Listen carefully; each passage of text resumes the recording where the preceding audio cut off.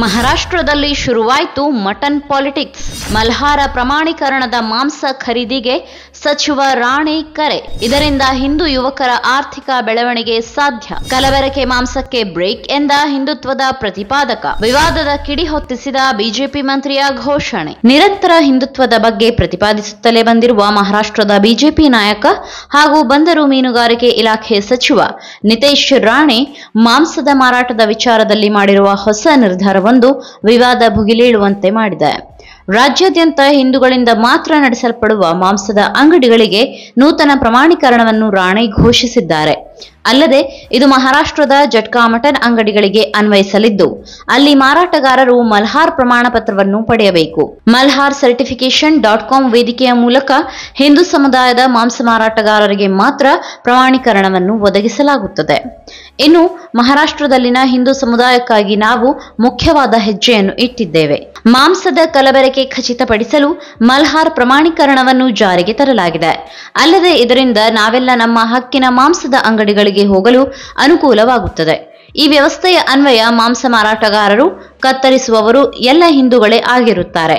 ಇನ್ನು ಈ ನೂತನ ಪ್ರಯತ್ನದಿಂದ ಹಿಂದೂ ಯುವಕರನ್ನು ಆರ್ಥಿಕವಾಗಿ ಸಬಲರನ್ನಾಗಿ ಮಾಡಲು ಸಾಧ್ಯವಾಗುತ್ತದೆ ಎಂದು ಸಚಿವ ನಿತೇಶ್ ರಾಣೆ ಹೇಳಿದ್ದಾರೆ.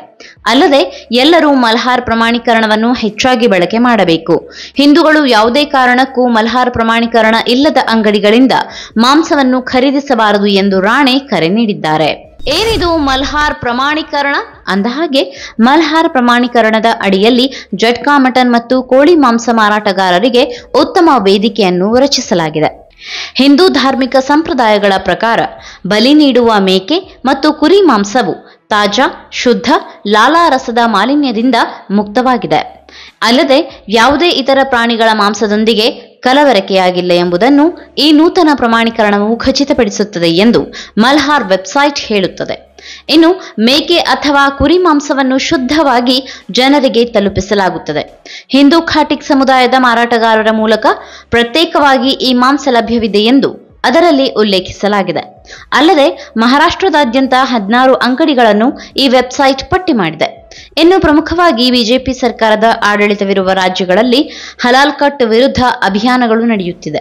ಆದರೆ ಮಹಾರಾಷ್ಟ್ರದಲ್ಲಿ ಬಿಜೆಪಿ ನೇತೃತ್ವದ ಮಹಾಯುತಿ ಸರ್ಕಾರ ಅಧಿಕಾರದಲ್ಲಿದ್ದು, ಇದೇ ವಿಚಾರಕ್ಕೆ ಸಚಿವ ರಾಣೆ ಹಾಗೂ ಬಿಜೆಪಿಯ ವಿರುದ್ಧ ಆಕ್ರೋಶ ವ್ಯಕ್ತಪಡಿಸಿರುವ ಶರದ್ ಪವಾರ್ ಬಣದ ಎನ್ಸಿಪಿ ನಾಯಕ ಡಾಕ್ಟರ್ ಜಿತೇಂದ್ರ ಅಹ್ವಾದ್ ಬಿಜೆಪಿಯು ಕ್ಷುಲ್ಲಕ ರಾಜಕಾರಣಕ್ಕೆ ಮುಂದಾಗಿದೆ. ಅಲ್ಲದೆ ಇದು ಬಜೆಟ್ನಲ್ಲಿನ ತೋಪಿನಂತೆ ಕಂಡುಬರುತ್ತಿದೆ ಎಂದು ಟೀಕಿಸಿದ್ದಾರೆ.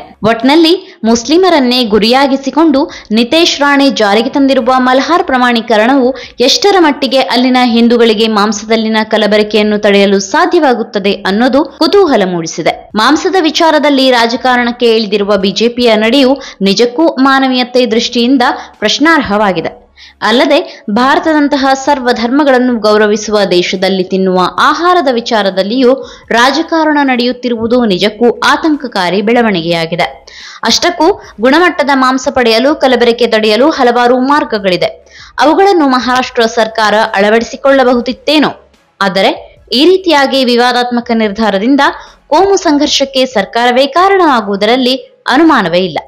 ಈ ಮಾಹಿತಿ ನಿಮಗೆ ಇಷ್ಟವಾಗಿದ್ದಲ್ಲಿ ಈ ಬಗ್ಗೆ ಕಮೆಂಟ್ ಮಾಡಿ, ವಿಡಿಯೋನ ಲೈಕ್ ಮಾಡಿ, ಶೇರ್ ಮಾಡಿ. ನಮ್ಮ ಚಾನೆಲ್ನ ಸಬ್ಸ್ಕ್ರೈಬ್ ಮಾಡದಿದ್ದಲ್ಲಿ ಬೇಗ ಸಬ್ಸ್ಕ್ರೈಬ್ ಮಾಡಿ.